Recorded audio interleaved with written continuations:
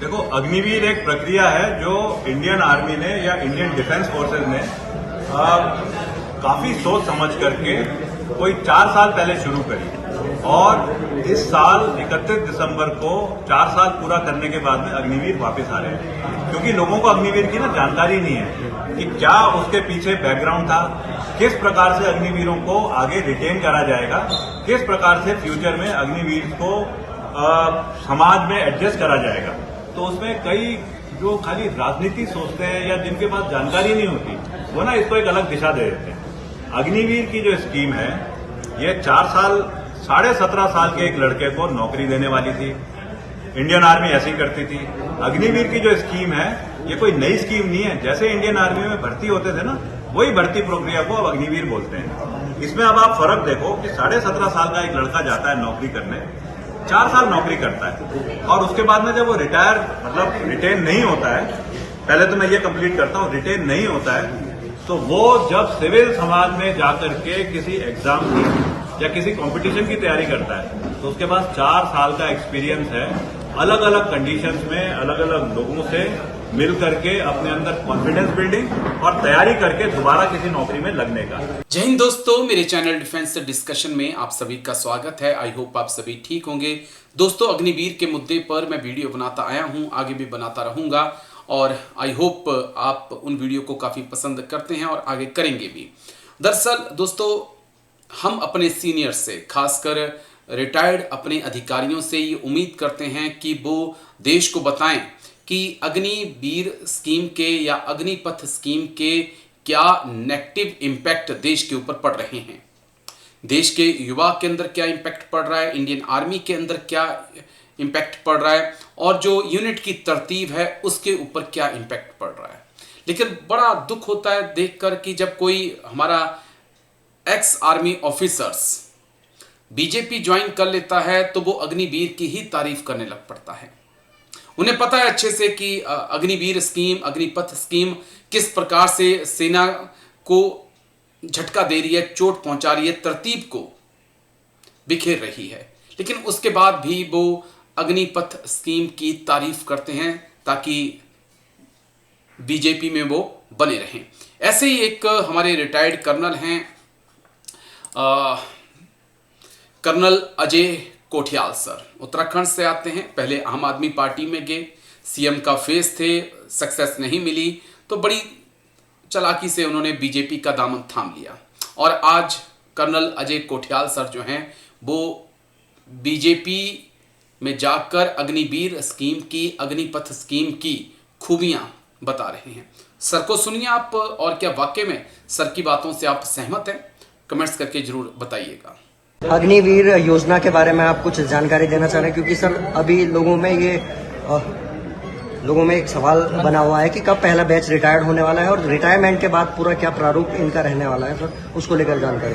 देखो, अग्निवीर एक प्रक्रिया है जो इंडियन आर्मी ने या इंडियन डिफेंस फोर्सेज ने काफी सोच समझ करके कोई 4 साल पहले शुरू करी और इस साल 31 दिसंबर को 4 साल पूरा करने के बाद में अग्निवीर वापस आ रहे हैं। क्योंकि लोगों को अग्निवीर की ना जानकारी नहीं है कि क्या उसके पीछे बैकग्राउंड था, किस प्रकार से अग्निवीरों को आगे रिटेन करा जाएगा, किस प्रकार से फ्यूचर में अग्निवीर को समाज में एडजस्ट करा जाएगा।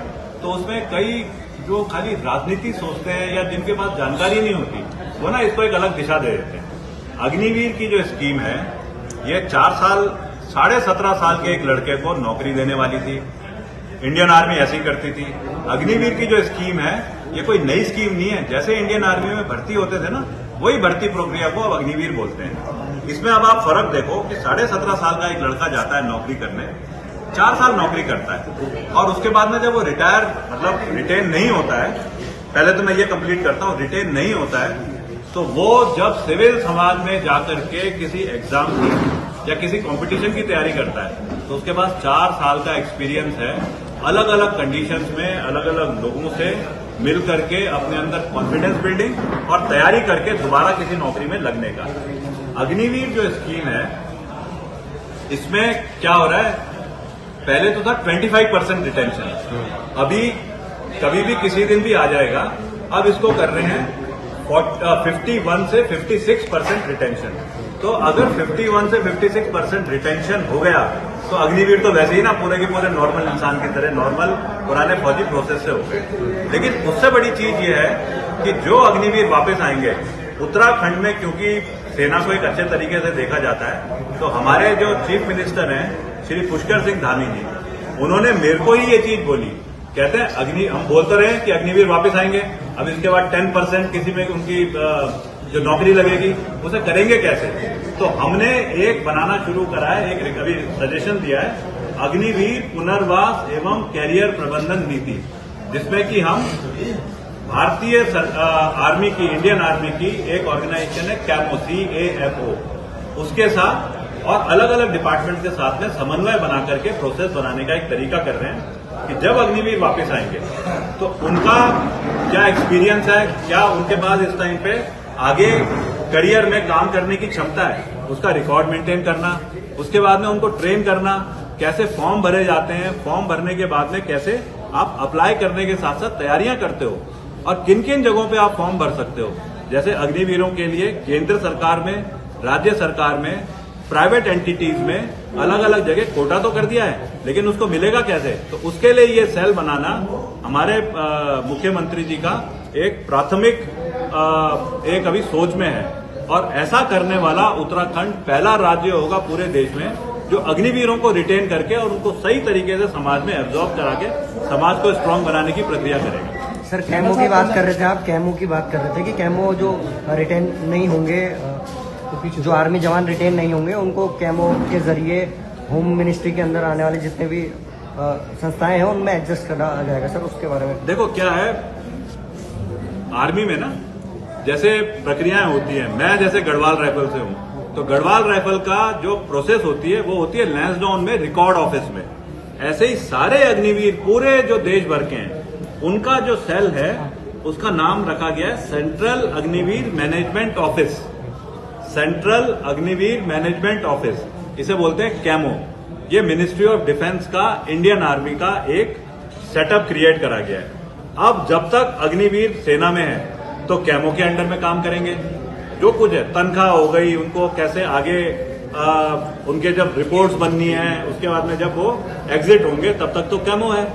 लेकिन जैसे ही अग्निवीरों का 31 दिसंबर को पूरा हो जाता है टेन्योर, उसके बाद में जो अग्निवीर रिटेन हो गए, बैलेंस अग्निवीरों को कैसे समाज में फिट करा जाए, कैसे अलग अलग नौकरियों में उनको एडजस्ट करा जाए, उसकी जिम्मेवारी है मिनिस्ट्री ऑफ होम अफेयर्स की। उसका भी ऑर्डर हो रखा है। अब क्योंकि हमें ये जानकारियां तो होती नहीं, हम तो खाली बस वो राजनीतिक तरीके से ही चीज को लेके ना उछालना शुरू कर देते हैं। तो ये सब सोच करके पुष्कर सिंह धामी जी ने कैमो से, अलग अलग डिपार्टमेंट से और हमारे रिटेंशन सेल कैसे बनेगा उसकी एक प्रक्रिया शुरू कराने के लिए मेरे को बोला है, उस पर हम कार्रवाई कर रहे हैं।